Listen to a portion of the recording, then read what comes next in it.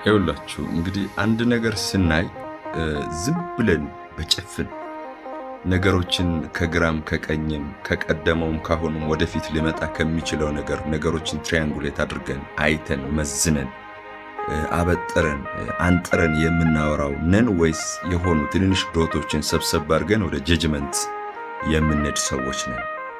ስለ ራሳችን ያለን አመለካከት፣ ስለ ዙሪያችን ያሉ ሰዎች አመለካከት እንዴት ነው ፐርሲቭ የምናደርገው? እንዴት ነው ጀጅ የምናደርገው? ከሰዎች ጋር ያለን ግንኙነት ራሱ እንዴት ነው ዲፋይን የምናደርገው? ሰዎች ጋር ሄደን ራሱ ራሳችንን ኢንትሮዲዩስ ስናደርግ ተፈቅዶልናል። ኢንትሮዲዩስ እንድናደርግ ራሳችንን ኤክስፕሌን እንድናደርግ ያ ቦታ ይፈቅድልናል። ተገቢ ነው። ከማን ጋር ነው እያወራ ያለሁት? ከማን ጋር ነው ኮሙኒኬት እያደረኩ ያለሁት? ሰዎች እንደምታውቁት ባለን የትምህርት ደረጃና አንደርስታንዲንግ በተለያየ ሌቨል ላይ ነው የምንገኘው። ይሄ ሌቨል ደግሞ ናቹራል ነው። አንዳንዱ ደግሞ በአካዴሚክ ወርልድ ውስጥ ግራስፕ አድርገህ የምታገኘው ሌቨሎች ናቸው።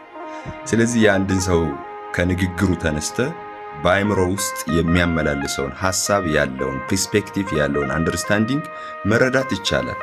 ሰዎች በጭንቅላታቸውን ያሰቡትን የሚያመላልሱትን የሚያውጠነጥኑትን በንግግሮቻቸው ይገልጹታል። ከንግግሮቻቸው ላይ ተነስታችሁ ደግሞ ስለ አንድ ነገር ያላቸውን ምልከታ፣ ስለ ዕውቀታቸው፣ በዛ ዙሪያ ያላቸውን ግንዛቤ ጀጅ ማድረግ በሆነች ማርክ አርጋችሁ በሆነች ቦታ ላይ ይሄ ነው በቃ እሱ የሚያስበው ነገር ይችናት ወደሚል ድምዳሜ መምጣት ይቻላል። ስለዚህ በምናወራበት ጊዜ፣ በምንናገርበት ጊዜ፣ ሐሳባችን በምንገልጽበት ጊዜ በዙሪያችን ያሉ ሰዎች ከንግግራችን፣ ከዓይናችን እንቅስቃሴ፣ ከኮንፊደንሳችን፣ ከስሜታችን፣ ከመንፈሳችን፣ ከአጠቃላይ ሁኔታችን የሚወስዱት፣ የሚረዱት፣ የሚገነዘቡት ነገር አለ። ያ ሁሉ በነገራችን ላይ አንድን ሰው ስካን አድርጎ ለመረዳት፣ ለማወቅ፣ ጀጅ ለማድረግ ቤዝመንቶች ናቸው። ስለዚህ እኛ ምንድነው የምናስበው? እነዚህ ነገሮች እንዴት አድርገን ነው የምንረዳው? እነዚህ ነገሮችን እንዴት አድርገን ነው የምናስተካክለው? እነዚህ ነገሮችን እንዴት አድርገን ነው መስመር የምናስዘው የሚለው ነገር በጣም ኢምፖርታንት ነገር ነው። ስለዚህ ሁልጊዜ ማንበብ፣ ሁልጊዜ ለማወቅ የክሪዮሲቲ የማወቅ ጉጉት ውስጣችን መፈጠር መቻል አለበት። ስለ የትኛውም ዕውቀት፣ ስለ የትኛውም ሳይንስ፣ ማህበራዊ ሳይንስ ይሁን ሶሻል ሳይንስ ይሁን ስለ አሁን ያለው ስለ ቴክኖሎጂም ይሁን ማወቅ መረዳት፣ ስለሱ ነገር ግንዛቤ ሊኖረን ይገባል። ከመናገራችን በፊት፣ ከማብራራታችን በፊት፣ ለሰው ከመንገራችን በፊት መጀመሪያ ዲፕ ማንበብ፣ መረዳት፣ ትሪያንጉሌት ማድረግ፣ ስካን ማድረግ፣ ነገሮችን አሁናዊ ያሉ የቀደሙ ወደፊት ሊመጡ የሚችሉትን በደንብ ትሪያንጉሌት አድርጎ ለመናገር፣ ለመተንተን፣ ለመግለጽ ይሄ ኢምፖርታንት ነገር ነው። ነገር ግን ጥቂት የሆነ የክር ጫፍ የምታክል ነገር ይዘን እሷን ይዘን አደባባይ ወተን የምናወራ ከሆነ የምናብራራ ከሆነ እንትን ላይ እንወድቃለን።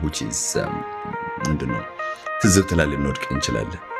በደንብ እናውቃለን ወይ ስለዛ ጉዳይ? ተረድተናል ወይ ስለዛ ጉዳይ? አንብበናል ወይ ስለዛ ጉዳይ? ተዘጋጅተንበታል ወይ ስለዛ ጉዳይ? በደንብ የሚያስፈልገን ነገር እሱ ነው።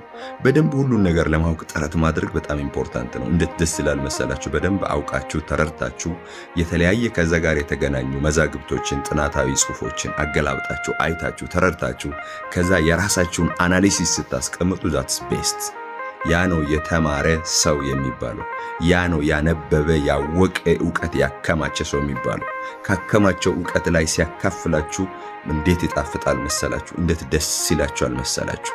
ከሁሉም አንግል አይቶ መሃል ላይ የመጣ ሚዛናዊ የሆነ ወደ አንዱ ያላጋደለ አድሏዊ ያልሆነ ንግግሩ አስታራቂ የሆነ ሲሆን ያ ነው የተማረ ሰው የሚባለው። ያ ነው የተመራመረ ሰው የሚባለው። ያ ነው ዕውቀት ስክን አድርጎታል የሚባለው። ያ ነው የበሰለ ሰው ነው የሚባለው። I like such kinds of mindsets, right? So we should have to do that, all of us ማለት ነው። ዝም ብለን ተነስተን እንደዚህ ነው፣ ይሄማ የሆነው እንደዚህ ነው፣ ይሄ እንደዚህ የሆነ ነው፣ አረባካችሁ ችግር እየመጣ ነው፣ I don't know, we're gonna be just judging ሙላ ማድረግ እንጀምራለን። ከዛ ወደ ኮንክሉዥን ሁሉ እናመራለን። ከዛ ሳይድ መያዝ እንጀምራለን። ከዛ መቃወም እንጀምራለን። ወይም ግር ብለን ልንደግፈው እንችላለን አንድ ነገር። እንደዛ አይደለም፣ እንደሱ አይደለም። መጀመሪያ ማጥናት ያስፈልጋል። ከመደገፊ በፊት፣ ከመቃወሚ በፊት፣ ኦኬ አንድ ነገር ይሄ ነው ከማለት በፊት መመርመር፣ እንደገና መመርመር፣ ማየት፣ ትሪያንጉሌት ማድረግ፣ ማበጠር፣ ማንጠር ያስፈልጋል ያንን ጉዳይ። ዝም ብለን ሆ ብለን የሆነ ነገር ሲቀደድ መሄድ ጥሩ አይደለም።